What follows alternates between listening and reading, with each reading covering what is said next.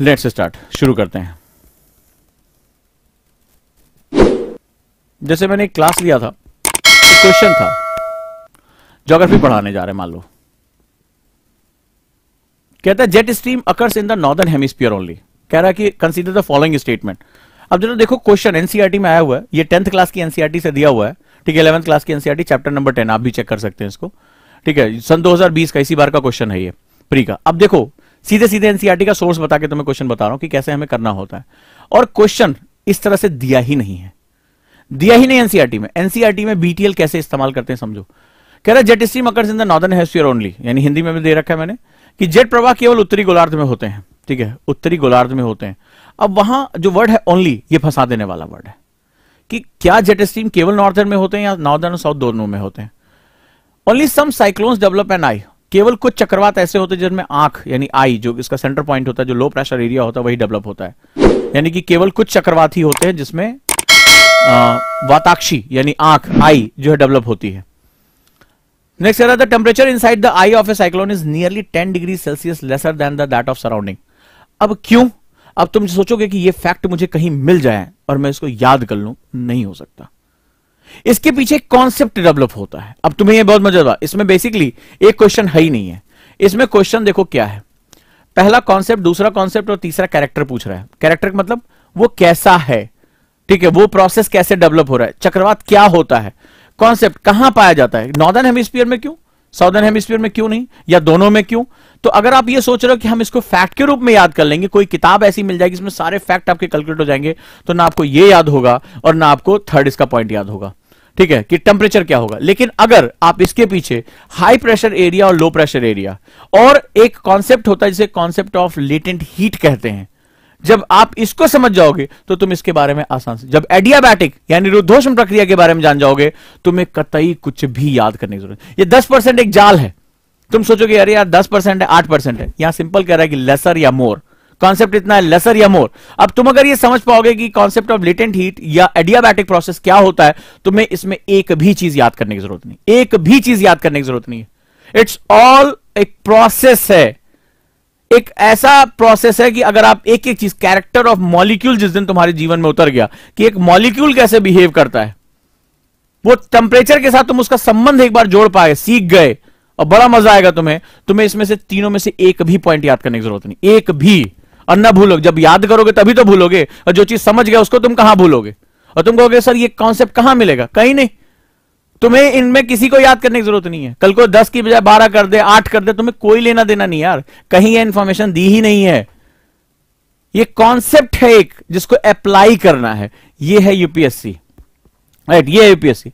किसी ने कहा सर दिखा दीजिए इसका आंसर, ये लो हिंदी में, कोई बड़ी बात नहीं है।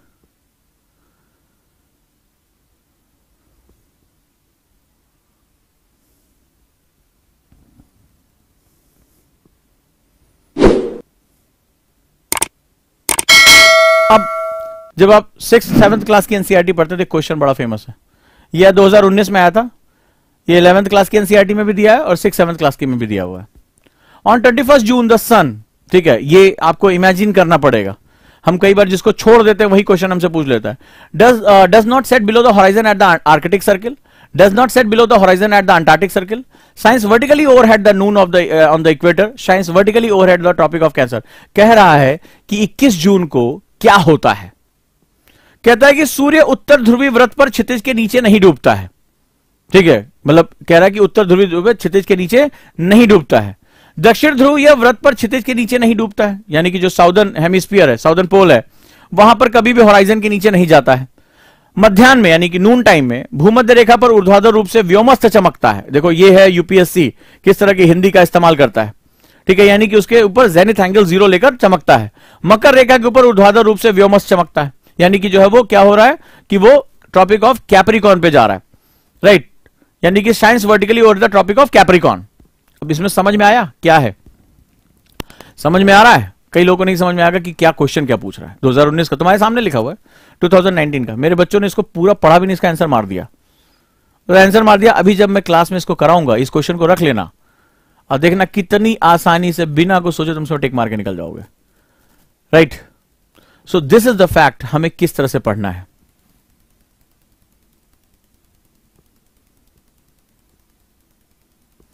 अब देखो, मैंने अभी आपसे थोड़ी देर पहले कहा था अंडरस्टैंडिंग क्या मांगती है।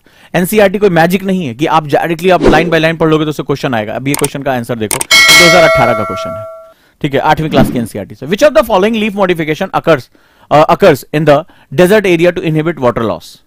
अब ये क्या है, मैं एडॉप्टेशन पढ़ाता हूं इसमें, अब देखना कितना मजा आएगा इसको। अभी नहीं समझ में आ रहा, भूल जाओ, कोई बात नहीं है, लेकिन इसके क्वेश्चन को दिमाग में रखना। जब मैं पढ़ाऊंगा तो ऐसे बल्ब की तरह आंखें चमकेगी, सर इसका आंसर तो हमसे हो गया धड़ाक से, ठीक है।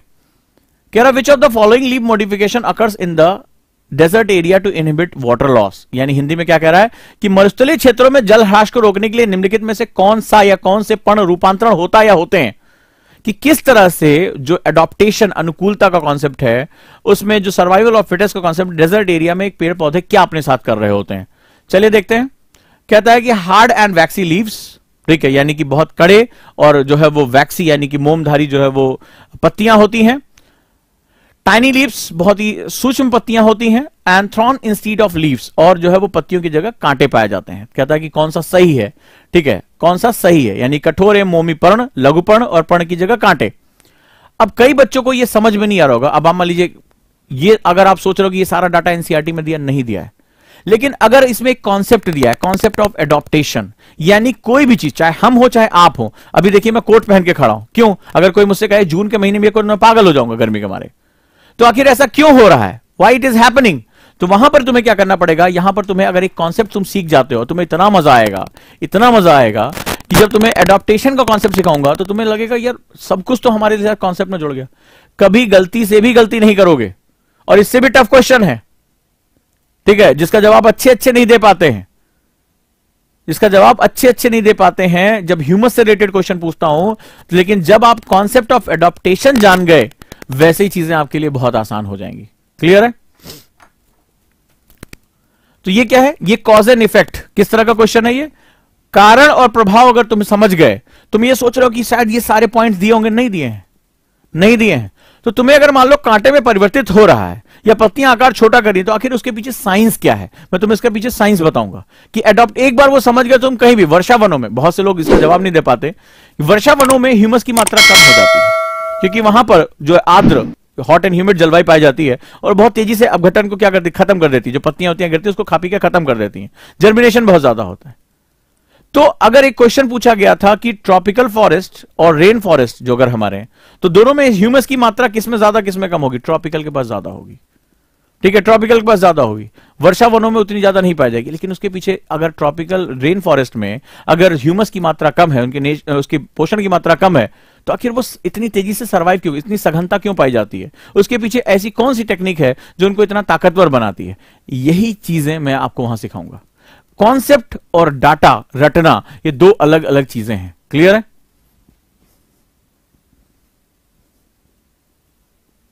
बहुत से टेस्ट से गुजरोगे, टेंशन ना लो। अब ये जो क्वेश्चन है वो एनसीईआरटी में एक फोटो दिया हुआ है, ठीक है, एनसीईआरटी में एक फोटो दिया, 2017 का क्वेश्चन है, 10th क्लास की एनसीईआरटी में चैप्टर नंबर 2, आप जाके देख लेना। एक क्वेश्चन, एक फोटो दी हुई घड़ियालों के बारे में, एक अखबार की कटिंग दी, वहां से क्वेश्चन पूछ लिया। कह रहा है कि if you want to see gharials in their natural habitat, which one of the following is the best place to visit. अगर आप घड़ियालों को उसके प्राकृतिक आवास में देखना चाहते हैं तो निम्नलिखित में से कौन सा सबसे बेस्ट होगा? ये मैपिंग बेस्ड क्वेश्चन है। सो भितरकनिका मैंग्रोव, चंबल रिवर, पुलिकट और दीपोर। तो आपको यह पता चल जाए कि नेचुरल हैबिटेट ऑफ घड़ियाल्स क्या होते हैं, घड़ियाल के सर्वाइवल के लिए सबसे बेस्ट क्या होगा, और इन नदियों का बेसिक जो है ज्योग्राफिकल एरिया क्या है, इस हिसाब से बिहेव करेंगी। तो आप आसानी से बिना सोचे समझे आप इसमें टिक मार सकते हैं। Clear? So this is a very very important, बहुत ही महत्वपूर्ण है। तो इस तरह से जब हम लॉजिक बेस पढ़ते हैं तो हमारे लिए चीजें क्वेश्चन करना बहुत बहुत ज्यादा आसान हो जाता है।